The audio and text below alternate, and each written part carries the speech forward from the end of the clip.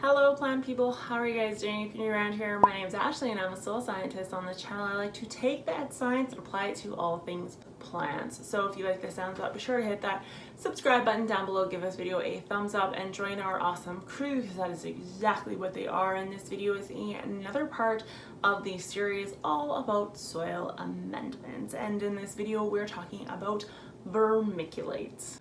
We will be going over the usuals that we go over like we did with the leca and the perlite and all those other videos to date. We'll be looking at the pH of this product, cation exchange capacity, its natural porosity, and in the case of vermiculite, we're going to be looking at the claims of asbestos because I was actually on a Facebook forum many months ago and I brought up that you should germinate your seeds in vermiculite, especially if you have smaller size seeds like petunia seeds or flower seeds where you don't want to use peat moss because that is a little bit too heavy for them.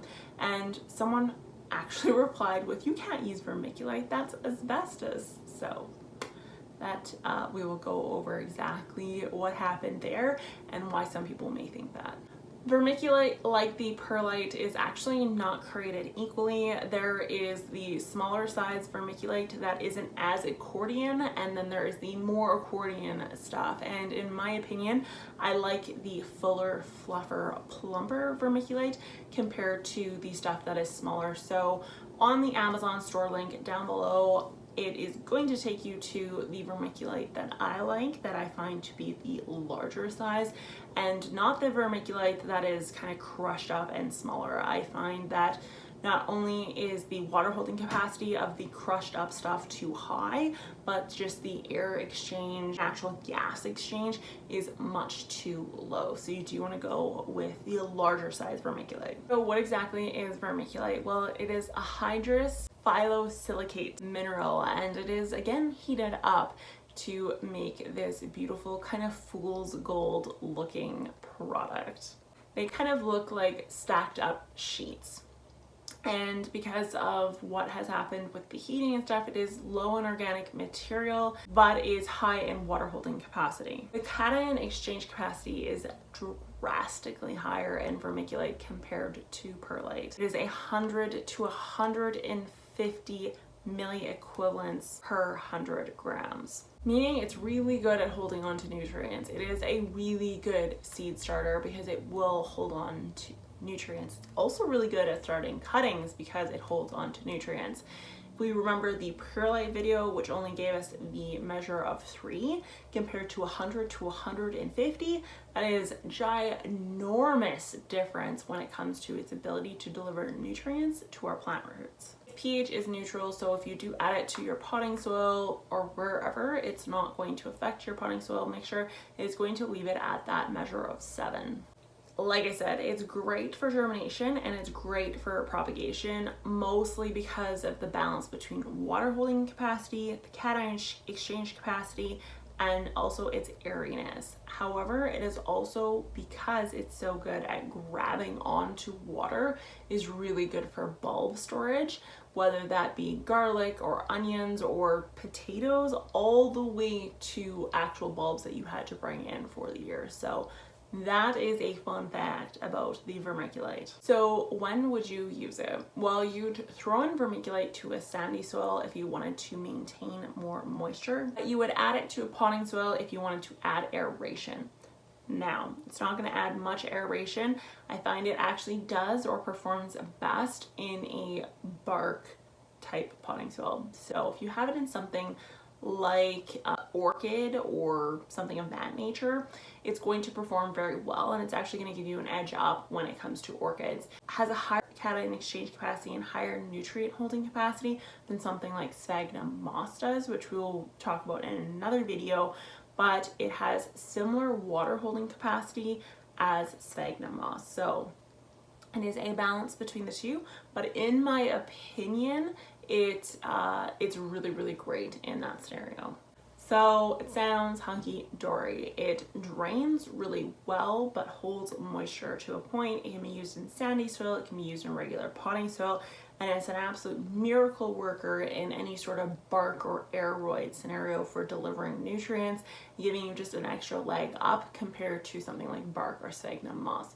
What are the cons? And there are some cons. So the first one being it's not renewable, and it seems like that is for all of these. It has to be mined, but it is reusable, so you can use it over year after year. And then there's also the all too popular myth about vermiculite being basically asbestos, and this is not the case. So let's get into the story, exactly what's happening there and why you do not have to worry about vermiculite being in your home. So the myth was born out of a mine in Salt Lake Valley. It opened up in the 1920s and operated all the way until the 1990s. This Salt Lake Valley mine was the #1 supplier for vermiculite across the globe when it came from potting soil all the way to actual home insulation. So that is another fun fact about about vermiculite, is not only that it is a great moisture wicking, but potting soil, germination, it also is a very good insulator for homes, and that's actually what was used. It wasn't asbestos that was used, it was actual vermiculite that was being used in the homes. Now what happened was that this mine had a particularly high amount of asbestos that was contaminating the vermiculite that was then shipped out across the planet in very large quantities. The company knew that the asbestos was there and that it was actually in this product, but they chose to ignore it. And it wasn't until it went to basically US Supreme Court where they said the mine had to be shut down that it finally did.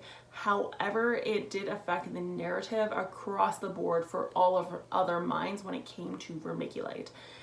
There are a lot of laws and a lot of testing now around vermiculite to ensure that asbestos doesn't contaminate the product.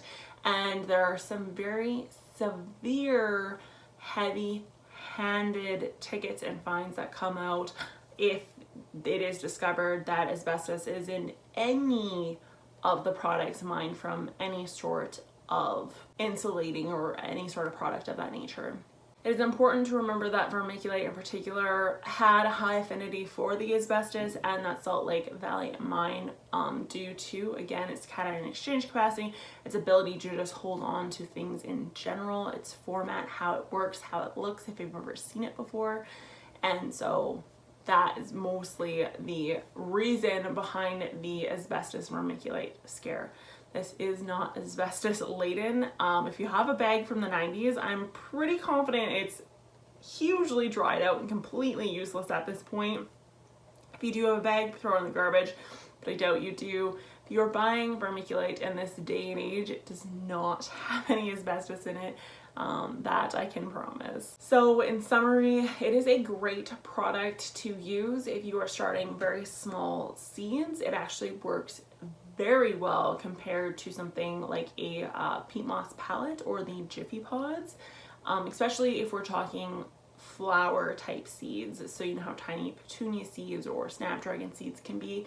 If it's a very small tiny seed, then vermiculite is your answer. It is the perfect balance between air but also moisture and allowing the light or the sun to penetrate into the profile to actually germinate those seeds. So it is a great product for that. I personally use it for propagating and I find it works absolute wonders. It is a great balance between moisture and air where I don't end up with any sort of rhizome rot or stem rot or node rot for that matter. So I do like it in that sense.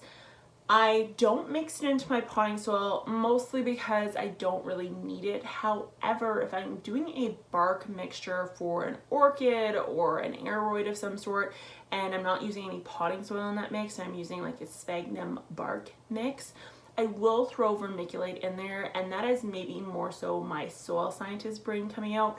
I want the vermiculite in there as a way to store nutrients because of that elevated cation exchange capacity. Not so much for the drainage and not so much for the water holding capacity, more so for that nutrients. And I have noticed that when I use vermiculite in those systems, that the roots will pile around the vermiculite zones almost as though that is where the nutrient is coming from. We will talk about bark and sphagnum moss additives and kind of the cation exchange capacity of those in later videos in this series. Trust me, I'm collecting all your ideas as we go, but I do find that that works really, really well. I hope you found this video helpful. I'm getting really great feedback from this series. You guys are really enjoying it, so we're just gonna keep on going forward. If you have any ideas of what you would like to see or soil amendments you want me to talk about, please pop them in the comments below. I have a huge list from you guys, and trust me, all your topics are definitely being considered.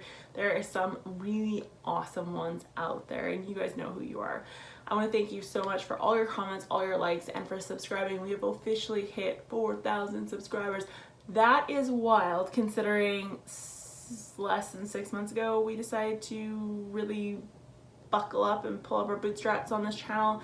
So I've gained nearly, 3,500 subscribers since then. That is crazy to me. So, and I couldn't do it without you guys. So thank you so freaking much. You are all amazing. And I will talk to you guys next time. Bye.